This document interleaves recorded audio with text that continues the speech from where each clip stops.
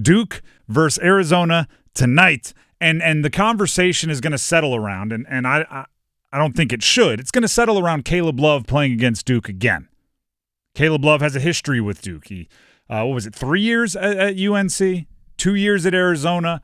Every year he's played Duke at least once, and he did make the shot that sealed it for UNC to win in the Final Four in what proved to be Coach K's final game. His history with Duke is a thing that people will talk about right up until the ball is tipped tonight.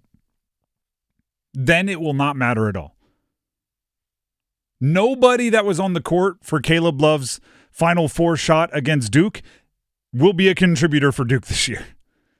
A.J. Griffin was a part of that team. He has since been drafted into the first round of the NBA draft, played in the NBA, and retired from the NBA. And all of that happened since the last time since the time that Caleb Love Final Four shot took place. Mark Williams was out there. He has been in the NBA, hurt, back, traded, not traded, back playing again for the Hornets, and that is all since Caleb Love made that shot. That is somebody else's nightmare. That is not keeping Kaman Malawash awake at night. It is not keeping Cooper Flagg or Con Knipple or even Tyrese Proctor awake at night. So this is yes, Caleb Love matters. Don't get me wrong. He's the leading scorer for Arizona. Like he as a player matters. The history doesn't. So let's focus on what does matter, which is the players. And I've spent a lot of my day, spent a lot of my week trying to right, because you don't want to be overconfident. You don't want to, be blinded by talent. I'm looking for the ways that Arizona wins this game. Duke is a 9.5-point favorite. And there's kind of two ways I see it. One, and I hate to say it, but some March Madness happens, right? A player that normally shoots 30% from three makes 8 of 10. And it's just, okay, that one's going to be chalked up to things get crazy in March. And there's nothing you can do about it, right? He's banking in threes off 1 foot, falling out of bounds. If that happens for someone in Arizona, it's always possible. The other that I've come up with is foul trouble. And not just, Duke gets lazy and picks up a bunch of dumb fouls 90 feet from the bucket. The one thing about Arizona that I think they can try to utilize is, and it's going to be real ironic here, Duke is maybe the tallest team in the country. And when I say that, I don't even mean college. I mean basketball team in the country. They're taller than darn near every NBA team when you look at average heights of contributors, average heights of starting five, depending on your metric, depending on who's healthy, who's on the court. Arizona's 3 leading scorers are all listed at 6'3" or 6'4". They are multiple inches shorter than anyone that'll be on the floor for Duke. It's Love, Bradley, and Lewis. So Caleb Love, again, he's important. None of those 3 shoot the 3 particularly well. Love is the best at 33.5%, which is solid, but it's not, 40. There you go. So 3 guys, a little bit smaller, operate getting into the lane, finishing at the bucket, working off the dribble. Duke's length is going to have to stay in front of smaller guards. And if your feet aren't quick enough, what happens? Reach, right? You lean, you get out of position, suddenly there's contact, and you're called for the foul. Or if you get beat, you bail, and you trust your rim protectors to step up. That would be Kaman Malawash. That would be Gongba. That could be Cooper Flagg, right? Or Malik Brown if he plays, right? You trust your rim protectors to have your back, and if that happens, those guys have to protect the rim without fouling. One of the great equalizers in basketball is foul trouble.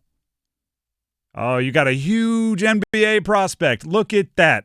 Would be a shame if you picked up 2 fouls in the first 3 minutes and had to sit for like an hour of real time while the first half plays out. You got to think about those things. Right? If you are the Goliath, you have to look for the slingshot. Duke is the Goliath. You have to try to figure out what Arizona thinks is their slingshot. Sion James, the starting point guard for Duke, who was not the starting point guard when Duke faced off against Arizona back in November, was asked how preparation for Arizona this time is different than it was early in the year. It's different, especially with a game like this, because we played them, I think it was like 4 months ago. So we're a completely different team. They're a completely different team. They've really found a rhythm and kind of who they are as a group. The big thing in terms of preparation is just understanding that the game's not going to be like how it was the first time. It'll be a lot more physical, and the other team will have different wrinkles, as will we. But it's just understanding it's not the same game. It's not the same game, and neither team will be the same. I agree. More physical. I agree. What do you worry about in more physical games? Foul trouble, right? Somebody lowers their shoulder into you, especially if you're somebody like Sion James or like Cooper Flagg or like, quite frankly, most of the Duke team compared to Arizona. And it's one of the, I think, unsolvable problems in basketball. If big guy and small guy run into each other, equally initiating contact, small guy falls because big guy big, foul goes on big guy. They did the same thing, right? It's the complaint of the Shaqs and LeBrons and like Karl Malone and Dwight Howard, everybody who's just a naturally big, broad-shouldered dude. I didn't foul him, he fouled me, but he fell, so I get the call. Duke is bigger than, outside of Arizona does have a 7-footer and maybe 1 7-footer off the bench. Other than that, Duke is bigger, and Sion James has the running back shoulders we talk about. Got to worry about foul trouble. And if you can't tell, this is me working as hard as I possibly can to find ways that I think Arizona can beat Duke. Because if you look at it analytically, you look at it matchup for matchup, you look at it, right, like you go through the roster, player one, player 2, all the way on down, Duke should win the game. Duke, but you can't go into a game like that. You can't go in with, hey, guess what? We're better. We're going to win. You have to find the things to focus on. So that's my attempt right there. Hey, guys, we're favored by 9.5. We're fine. Favored by 9.5. We beat them by 14 a couple months ago. We've been rolling recently. We've been tested and bowed our neck and fought back. Really like where we are, guys. Imagine if that's John Shire's pregame speech. Really like what we're doing. Just go out there and, yep, make it happen. No, you have to have points of emphasis. So, if there's something that's going to get me worried in the first 5 minutes, it's going to be if a couple key guys pick up, a quick foul, a cheap foul. It looks like they're playing a little arm heavy on defense. That's what's going to worry me for Duke. If I'm Arizona, we know. I'm trying to think of like the indicators. We know the things that Duke does that if they happen, okay, it's going to be another day, right? It's going to be another top-level performance. If mentioned it the other day. If Tyrese Proctor knocks down a 3 in the first 2 minutes, like he did in their game against Baylor, right? The first points of the game were a 3 for Tyrese Proctor. That's a harrowing sign for Arizona. If he's still rolling with the shooting touch that he's had the last 3 games, then Arizona's in for a hurting. Caleb Love, the player we've been talking about for Arizona, talked about trying to slow down that very same Tyrese Proctor. Yeah, obviously he's been hot from 3, and he's a great defender. And so we just gotta handle that with care as far as running them off the line and making them do other things, shifting the ball to other guys that we want with the ball in their hands and things like that. So. He's a great player. We've obviously had matchup after matchup. Matchup after matchup. They actually do have a history, but that's Arizona Caleb Love against Duke Tyrese Proctor, not the UNC version.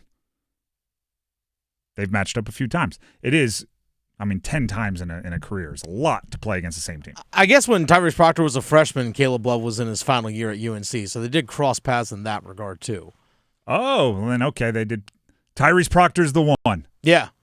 Like he's like literally the only carryover from. There's walk-ons and stuff. Spencer Hubert would have been around. Yeah, but I actually we're talking about players that play. Yeah, and Proctor, first of all, hat tip to Dennis on the correction there. Need it, but Proctor's a billion times different player than he was as a freshman, which should have been his senior year of high school. Mm-hmm. Not the same guy, especially not if he's shooting the way he's shooting.